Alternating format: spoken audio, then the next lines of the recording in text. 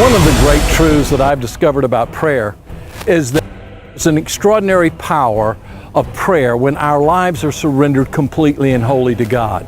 He will do extraordinary things. In fact, the Bible says that the eyes of the Lord go to and fro throughout the whole earth to show Himself mighty on behalf of those whose hearts are perfect towards Him.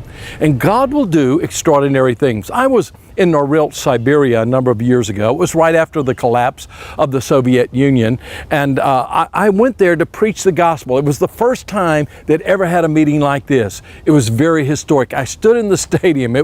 I wish you could have been there. The stadium was packed with atheists. I gave an invitation. People came to Christ. Almost the entire stadium responded. In fact, 2 churches were birthed out of that meeting. It was an incredible moment in the history of that city. A journalist came to me and asked me a very interesting question. She said, "Mr. Tippett, do you believe that our city is under a curse? Because many believers, many Christians were sent to this city because they were Christians and died in the prison camps here, the very harsh conditions. And so people say that our city is under a curse. Do you believe our city is under a curse?" And I said this to her, "No, I don't believe your city is under a curse. Your city is under a blessing." And she looked at me and said, "What do you mean under a blessing?" I said, "Those people, I am sure, were great people of prayer. And they prayed that one day that what we saw happen today would take place. And right now, what we have experienced is the result of those people who suffered for their faith.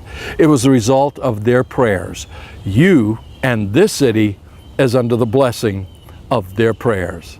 She was shocked, didn't know what to say. But I really believe that's true. God is looking for people who will pray and seek Him. No matter what your circumstances, no matter what your situation, God's looking for people who will pray and seek His face. And when He finds those people, He will do extraordinary things, especially if their lives are completely surrendered to Him. God's searching. His eyes are going to and fro throughout the whole earth. What's He seeing in your heart? Is it a surrendered life?